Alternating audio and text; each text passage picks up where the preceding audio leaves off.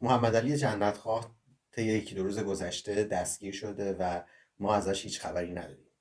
محمدعلی جنت‌خواه یکی از آدم‌های سیاسیه که وابسته به هیچ گروه یا جریان سیاسی خاصی نیستش و در عوض با تحلیل‌ها و نقدهایی که می‌نوشت سعی می‌کرد مسیری رو که در اون قرار داریم از دید خودش روشن بکنه و بهش جهت بده. خیلی از ماها تحلیل‌های جنت‌خواه رو می‌خوندیم، شاید با خیلی‌هاش موافق نبودیم یا با خیلی‌هاش حتی مخالف بودیم یا زاویه فکری داشتیم با خود جنت‌خواه، اما این دلیل نمیشه که در نظر نگیریم که به هر حال از فعالین سیاسی هستش که دنبال کننده اینه که بتونه حداقل فضای فکری جامعه خودمون رو روشن بکنه و به همون دید بده، چراغ راهی باشه برامون که بتونیم مسیر رو بهتر بریم. خب طبیعیه که مثل همه آدم ها جنت‌خواه هم گاهی اوقات لحنش تند بود، شاید لحنش رو ما دوست نداشتیم یا تعداد زیادی از ما هم بلاک کرده بود یا ما بلاکش کرده بودیم. این قضیه همیشه وجود داره،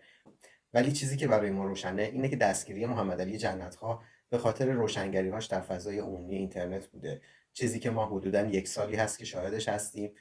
محمدعلی توی یک سال اخیر موضع سیاسی بر علیه شخص خاصی نگرفته و صرفا تحلیل خودش رو راجع به موضوعهای مختلف گفته، تحلیل هایی که خیلی هاش درست به نظر میرسند، ولی انگار حتی همین تحلیل ها که خب بدون جهتگیری سیاسی یا مخالفت با یک شخص به خصوص یا حالا گروه و دسته و ارگان به خصوصی بود، هم به مذاق خیلی ها خوش نیامده و موجب شده که بیان و بازداشتش کنن. من حسین حمیدیا میخوام اینجا اعلام بکنم که در کنار محمدعلی جنت‌خواه هستم و تا روزی که جنت‌خواه آزاد بشه سعی میکنم که مدل فکری و تحلیل هایی که کردم اطلاع رسانی بکنم و به بقیه یادآوری بکنم و یادش رو زنده نگه دارم